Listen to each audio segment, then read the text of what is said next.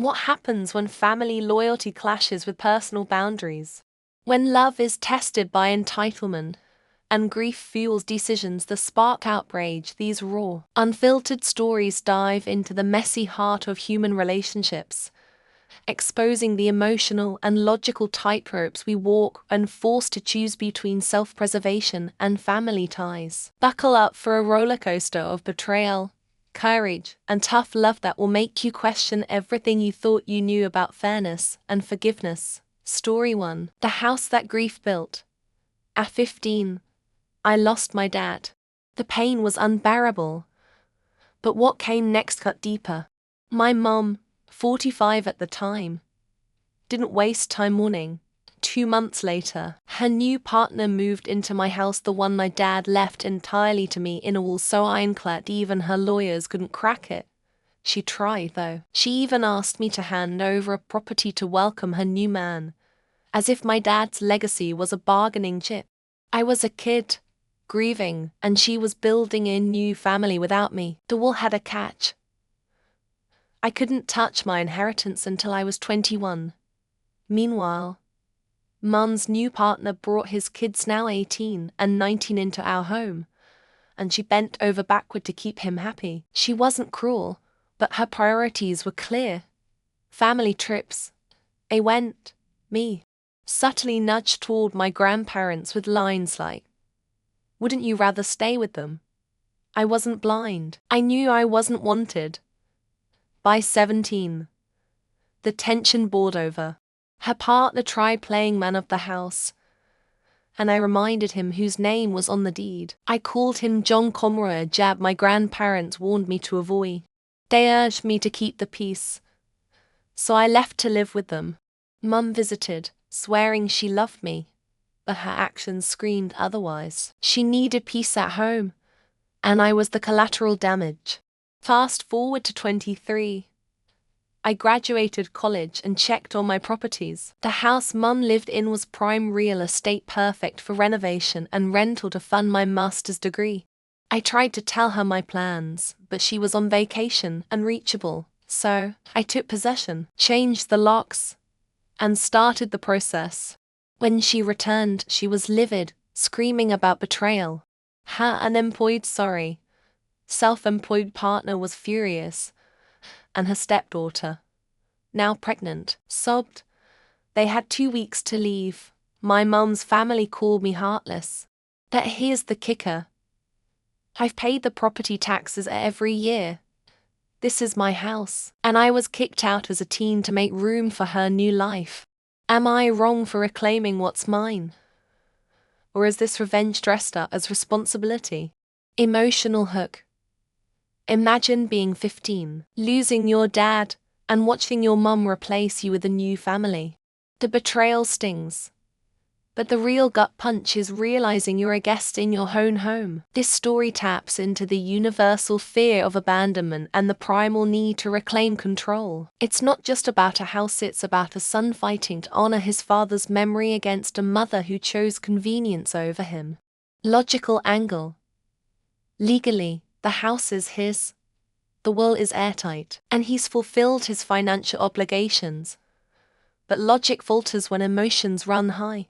Changing locks without formal notice might invite legal trouble. Squatters' rights could apply. Yet, after years of being sidelined, his decision feels like justice. It's a classic case of law versus love, where both sides have valid claims, but only one can win. Controversial twist. What if he's not the hero? Maybe Mum was grieving too, trying to rebuild her life. Maybe her partner's kids needed her more.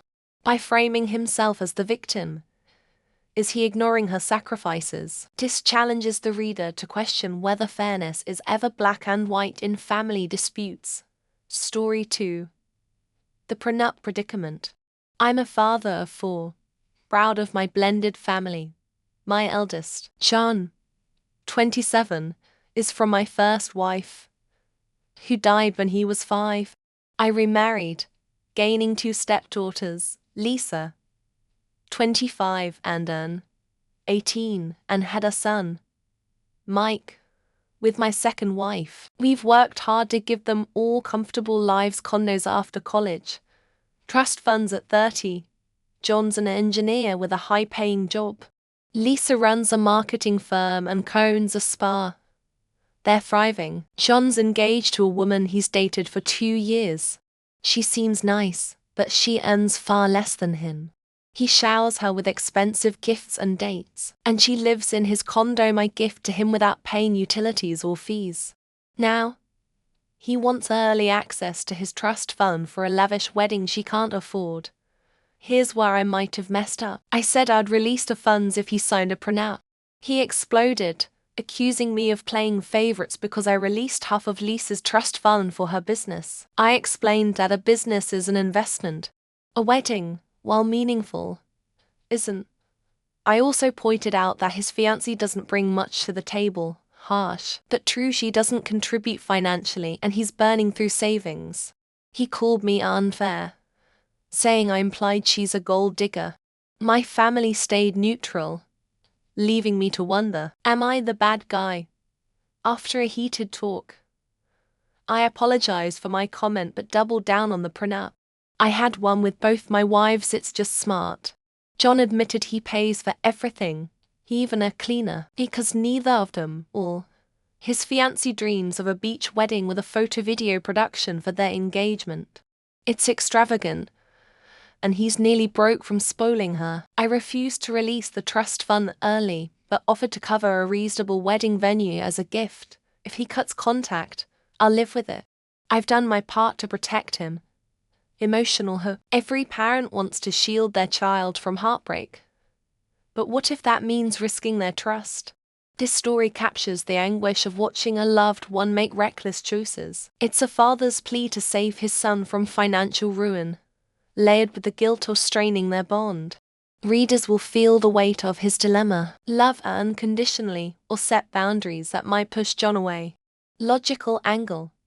Prenups are practical, especially with premarital assets like a condo and trust fund. John's spending habits and his fiancée's lack of contribution raise red flags. But demanding a prenup risks alienating him, and the father's bias comparing her to Lisa's worthy use of funds clouds his judgment. It's a battle between financial prudence and emotional diplomacy. Controversial twist. What if the fiancé isn't the problem? Maybe John's lavish spending reflects his need for validation, not her manipulation. By focusing on her, is the father missing the real issue: his son's inability to manage money? This flips the narrative, forcing readers to question whether gold digger is a lazy label for a deeper flaw. Story 3. The wedding that broke a friendship. I was maid of honor at my best friend's destination wedding.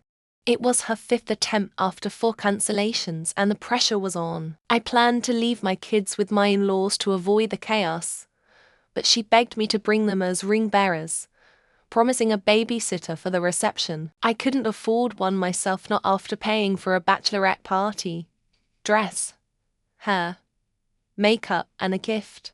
She swore she'd handle it, so I trusted her.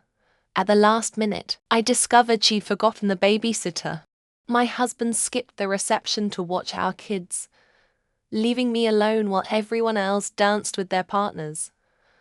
I felt like a third wheel, humiliated. My friend brushed it off, telling me to cheer up.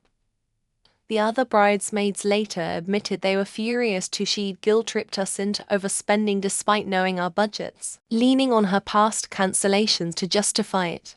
Post-wedding, she asked for my honest opinion. I didn't hold back. I told her I was angry she failed to deliver on her promise, especially after we bent over backward to make her day perfect. I called out her guilt-tripping, saying it wasn't our fault her plans kept falling apart. She broke down, calling herself a horrible friend and implying I'd labeled her a bad person. Now, the bridesmaids think I'm the jerk for being honest, saying I should have let it go. Am I wrong?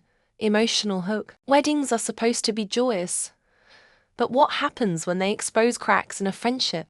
This story pulls readers into the sting of betrayal by someone you'd do anything for. It's about the quiet rage of being taken for granted, and the courage to speak truth. even when it costs you. The loneliness of that reception will resonate with anyone who's felt invisible. Logical angle. The bride's negligence was a breach of trust, compounded by her emotional manipulation. The maid of honor fulfilled her duties despite financial strain, only to be dismissed. But was brutal honesty the best approach? Her delivery might have escalated the conflict, turning a valid grievance into a personal attack. It's a lesson in timing and tact. Controversial twist. What if the bride's tears were genuine? Maybe her cancellations left her so desperate for control that she overpromised and underdelivered. By unloading, did the maid of honor miss a chance to heal the friendship?